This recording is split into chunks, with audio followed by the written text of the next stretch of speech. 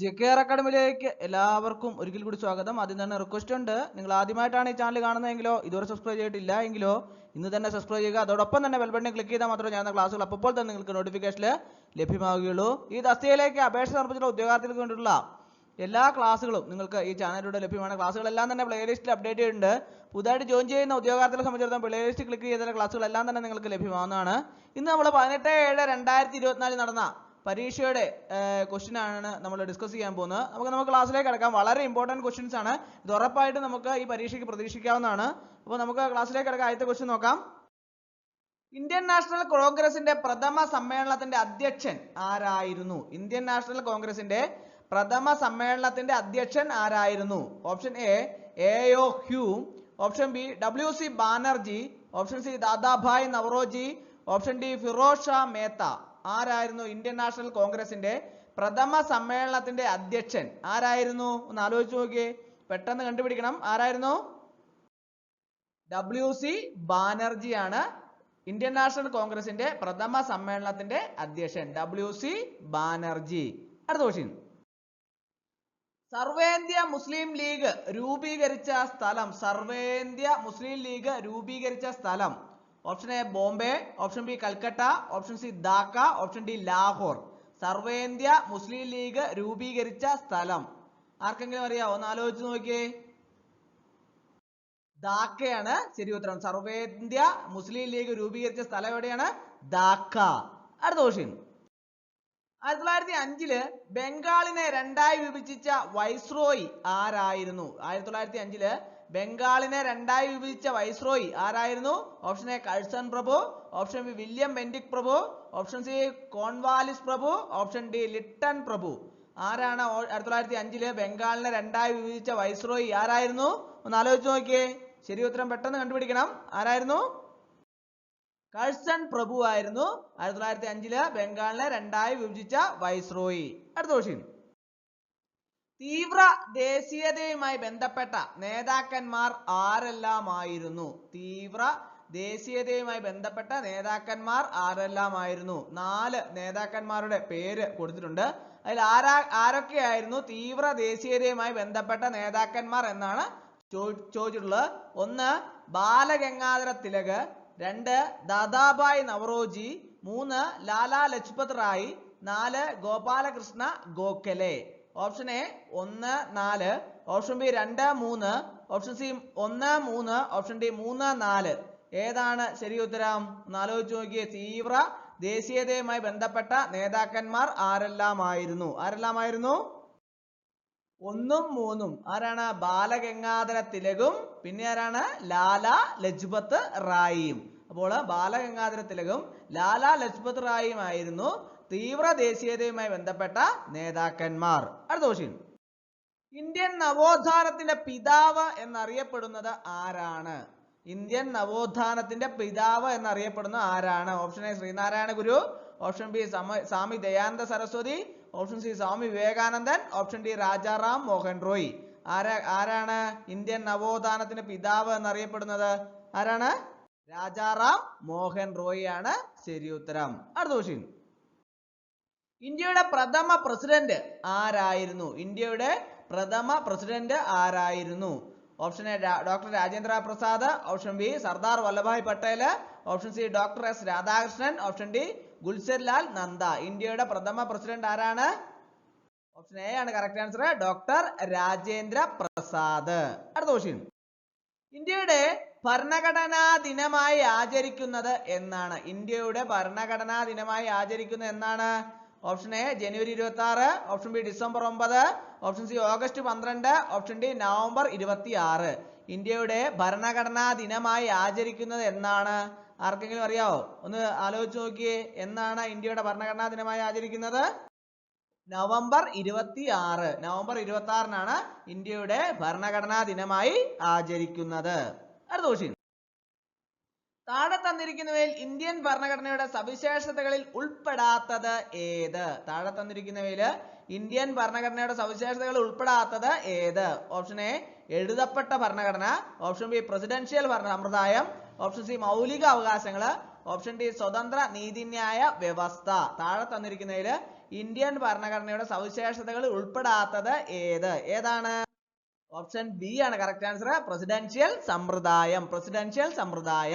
അടുത്ത ക്വസ്റ്റ്യൻ. താഴെ തന്നിരിക്കുന്നവയിൽ എഴുതപ്പെട്ട ഭരണഘടന നിലവിലുള്ള രാജ്യം ഏത്?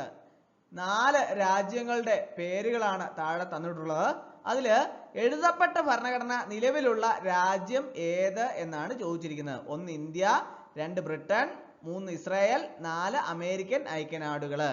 Option A 2, 4, option B 1, 3, option C 1, 4, option D 2, 3. ഏതൊക്കെ രാജ്യങ്ങളിലാണ് എഴുതപ്പെട്ട ഭരണഘടന നിലവിലുള്ളത്? ഏതൊക്കെ രാജ്യങ്ങളിലാണ്? 1ഉം 4ഉം. 1 ഇന്ത്യ, 4 അമേരിക്കൻ ഐക്യനാടുകള്. ഇന്ത്യയിലും അമേരിക്കൻ ഐക്യനാടുകളിലുമാണ് എഴുതപ്പെട്ട ഭരണഘടന നിലവിലുള്ള രാജ്യങ്ങൾ. അടുത്ത ക്വസ്റ്റ്യൻ. താഴെ തന്നിരിക്കുന്നവയിൽ മൗലിക അവകാശങ്ങളിൽ പെടാത്തത് ഏത്? താഴെ 4 ഓപ്ഷൻസ് തന്നിട്ടുണ്ട്.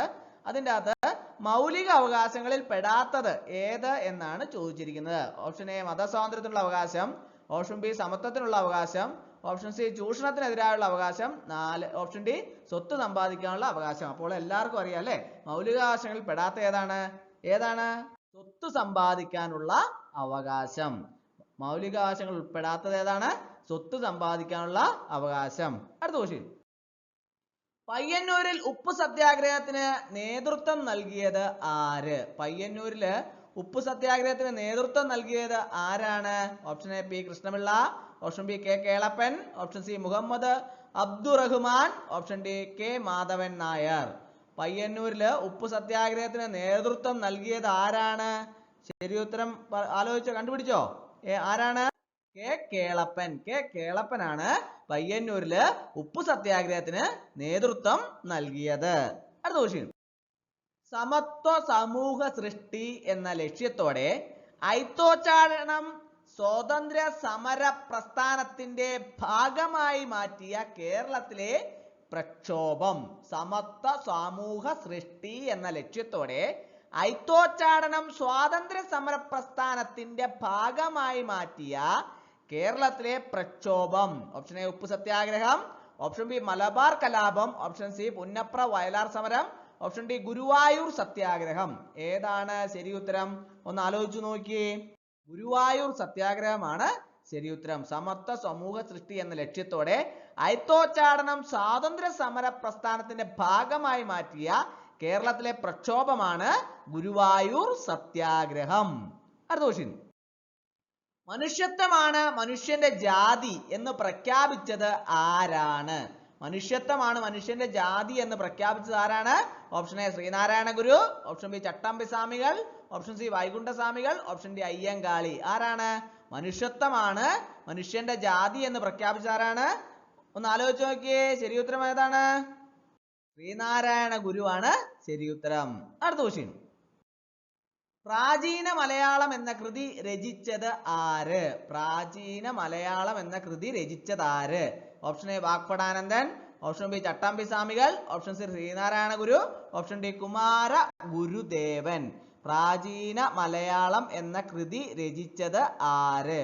ആരാണ് പ്രാചീന മലയാളം എന്ന കൃതി രചിച്ചത്? ഒന്ന് ആലോചിച്ച് നോക്കിയേ. ചട്ടമ്പി സ്വാമികളാണ് ശരി ഉത്തരം. ചട്ടമ്പി സ്വാമികൾ. അടുത്ത ക്വസ്റ്റ്യൻ.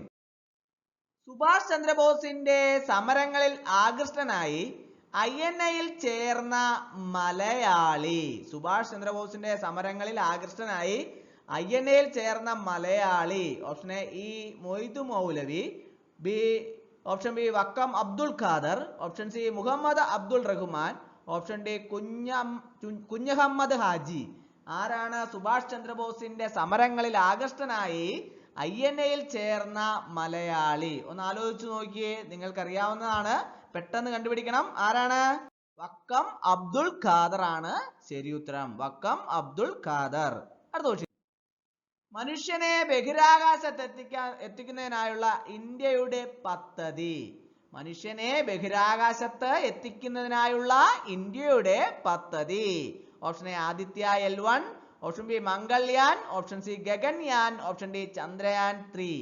ഏതാണ് ശരി ഉത്തരം? മനുഷ്യനെ ബഹിരാകാശത്ത് എത്തിക്കുന്നതിനായുള്ള ഇന്ത്യയുടെ പദ്ധതി ഏതാണ്? ഗഗൻയാൻ ആണ് കറക്റ്റ് ആൻസർ. ഗഗൻയാൻ. അടുത്ത ക്വസ്റ്റ്യൻ. 2023 വനിതാ ലോകകപ്പ് ഫുട്ബോൾ കിരീടം നേടിയ രാജ്യം.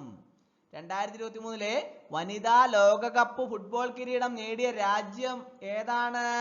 Option A Spain, option B Argentina, option C Germany, option D Portugal. ഏതാണ് ശരിയുത്തരം? ഏതാണ്? ഒന്ന് ആലോചിച്ച് നോക്കിയേ. 2023 വനിതാ ലോകകപ്പ് ഫുട്ബോൾ കിരീടം നേടിയ രാജ്യം സ്പെയിൻ. സ്പെയിൻ ആണ് കറക്റ്റ് ആൻസർ. അടുത്ത ക്വസ്റ്റ്യൻ. സുഭാഷ് ചന്ദ്രബോസ് രൂപം നൽകിയ രാഷ്ട്രീയ പാർട്ടി ഏത്? സുഭാഷ് ചന്ദ്രബോസ് രൂപം നൽകിയ രാഷ്ട്രീയ പാർട്ടി ഏതാണ്? Option A Indian national army, option B Satyashodhak Samaj, option C Abhinav Bharat society, option D forward block. Subhash Chandrabose രൂപം നൽകിയ രാഷ്ട്രീയ പാർട്ടി ഏത്? ഏതാണ്? Forward block. ഓപ്ഷൻ ഡി ആണ് കറക്റ്റ് ആൻസർ. Forward block. അടുത്ത ക്വസ്റ്റ്യൻ. മലബാർ കലാപം ഉണ്ടാകുവാനുള്ള കാരണം അന്വേഷിക്കാൻ രൂപീകരിച്ച കമ്മീഷൻ ഏത്? മലബാർ കലാപം ഉണ്ടാകുവാനുള്ള കാരണം അന്വേഷിക്കാൻ രൂപീകരിച്ച കമ്മീഷൻ ഏത്? Option A Lakshmanaswami Mudaliar commission, option B William Logan commission, option C Hunter commission, option D Kothari commission. Malabar കലാപം ഉണ്ടാകുവാനുള്ള കാരണം അന്വേഷിക്കാൻ രൂപീകരിച്ച കമ്മീഷൻ ഏത്? ഏതാണ് ശരി ഉത്തരം? ഓപ്ഷൻ ബി ആണ് correct answer. William Logan commission. William Logan commission. അടുത്ത ക്വസ്റ്റ്യൻ. നാട്ടുരാജ്യങ്ങളുടെ സംയോജനം എന്ന ദൗത്യം ഏറ്റെടുത്ത സർദാർ വല്ലഭായ് പട്ടേൽ തന്റെ സെക്രട്ടറിയായി നിയമിച്ച കേരളീയൻ ആര്? ചോദ്യം ശരിക്കും വായിക്കണം. നാട്ടുരാജ്യങ്ങളുടെ സംയോജനം എന്ന ദൗത്യം ഏറ്റെടുത്ത സർദാർ വല്ലഭായ് പട്ടേൽ തന്റെ സെക്രട്ടറിയായി നിയമിച്ച കേരളീയൻ ആര്? Option A Pattom Thanupillai, option B V P Menon, option C Fazal Ali, option D C Sankaran Nair. ആരാണ് കേരളീയൻ? ആരാണ്? നാട്ടുരാജ്യങ്ങളുടെ സംയോജനം എന്ന ദൗത്യം ഏറ്റെടുത്ത് സർദാർ വല്ലഭായ് പട്ടേൽ തന്റെ സെക്രട്ടറിയായി നിയമിച്ച കേരളീയൻ ആരാണ്? V P Menon. V P Menon ആണ് കറക്റ്റ് ആൻസർ. അടുത്ത ക്വസ്റ്റ്യൻ. ഒന്നാം പഞ്ചവത്സര പദ്ധതിയിൽ പ്രാധാന്യം നൽകിയത് ഏത് മേഖലയ്ക്കാണ്? ഒന്നാം പഞ്ചവത്സര പദ്ധതിയിൽ പ്രാധാന്യം നൽകിയത് ഏത് മേഖലയ്ക്കാണ്? ഓപ്ഷൻ എ കാർഷിക മേഖല, ഓപ്ഷൻ ബി സേവന മേഖല, ഓപ്ഷൻ സി വ്യവസായ മേഖല, ഓപ്ഷൻ ഡി ഇതൊന്നുമല്ല. ഒന്നാം പഞ്ചവത്സര പദ്ധതിയിൽ പ്രാധാന്യം നൽകിയത് ഏത് മേഖലയ്ക്കാണ്? കാർഷിക മേഖല. കാർഷിക മേഖലയ്ക്കാണ് ഒന്നാം പഞ്ചവത്സര പദ്ധതിയിൽ പ്രാധാന്യം നൽകിയത്. അടുത്ത ക്വസ്റ്റ്യൻ. ഇന്ത്യയുടെ വിദേശ നയത്തിന്റെ ശില്പി ആര്? Option A Mahatma Gandhi, option B doctor B R Ambedkar, option C Jawaharlal Nehru, option D Annie Besant. ആരാണ് ഇന്ത്യൻ വിദേശ നയത്തിന്റെ ശില്പി? ആരാണ്? ജവഹർലാൽ നെഹ്റു ആണ് ശരി ഉത്തരം.